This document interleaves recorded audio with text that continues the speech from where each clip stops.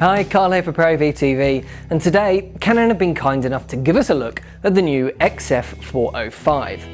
So Canon's XF range has been around for years, and it's a range Canon actually updates very slowly. XF cameras tend to be solid, reliable, and have a long shelf life, and I'm sure that the XF405 will be no different. But what is going to set this camera really apart is the size of the sensor. So the XF405 has a 1-inch CMOS sensor inside. We're starting to see this more and more on camcorders like this. Cameras like Sony's Z150 and Panasonic's DVX200 and UX180 are very popular at the moment, as the larger 1-inch sensor gives you better low light and shallower depth of field for that more cinematic look. But at the same time, it's not quite as large as super 35mm large sensor cameras, because once you get up to that size of sensor, it's much harder to use in a fixed lens camcorder design like this. You won't get as much of a zoom range on the front, and focusing is a bit harder. So for many people, a 1-inch sensor like this one is the perfect middle ground, all the convenience of a smaller sensor with some of the cinematic quality of a larger sensor. But there's been one problem with most 1-inch cameras up until this point, and that's the autofocus. On a camcorder like this, people expect to be able to use it in autofocus all the time. Not everyone does, sure, but it's very, very common to just leave the camera in autofocus. And with smaller sensors that works fine, but with a 1-inch sized sensor, it's a lot harder for autofocus technology to keep up.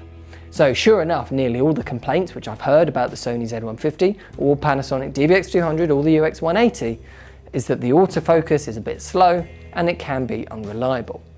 And that brings us to the reason I am excited about the XF405. Because Canon have introduced their full dual pixel autofocus from their other cameras like the C200, C300 Mark II and the 1DX Mark II. This means autofocus is easy to control, quick and reliable. I mean, it's great on those cameras, but here it's going to be even more important because camcorders like this are where you really need that good autofocus performance. So let's go through what else the camera can do apart from that. It has dual DivX6 processors inside, which means it can record 4K 50p and 1080p up to 100 frames a second. In 4K, it records MP4s at 150 megabits a second, which is very similar to the C200, and they look to be fantastic quality. I haven't had time today to go out filming with it properly, but hopefully after IBC is over, I'm going to be able to get my hands on it again to take it out and about and see what it can do. The lens on the front is a 15x zoom with 25.5mm at the wide end. So it's reasonably wide, but nothing that fancy.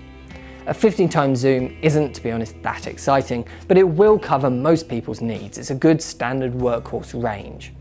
The reason for that slightly shorter zoom range is, of course, the size of the sensor. The larger a sensor gets, the harder it is to design glass to go on the front. Canon do make these nifty little wide-angle and telephoto attachments though, which are well worth adding to your kit bag. The telephoto is a 1.5 times and the wide is a 0.8 times, and they both simply screw onto the front. They do seem to make the autofocus slightly slower to respond though, so that is something you need to be aware of. You do get 5-axis image stabilization though, which is a fantastic addition, as these cameras are at their best in fast-paced handheld work where image stabilization is really a must-have. As normal in Canon's XF lineup, there are several versions of the camera, the XF400 and the XF405, the only difference being the SDI port on the side. And it's worth taking a moment to talk about the size of the camera. I mean, it's tiny, much smaller than the competition. Both the DVX200 and the Z150 are much larger cameras. So, a camcorder with a large 1-inch sized sensor, but reliable and accurate autofocus. Fantastic 4K image quality, 5-axis image stabilization, and a 15x zoom lens. I really like the XF405. I think this could be a very popular camcorder for Canon. But what do you think? Anything you want me to try out when I get it back after IBC?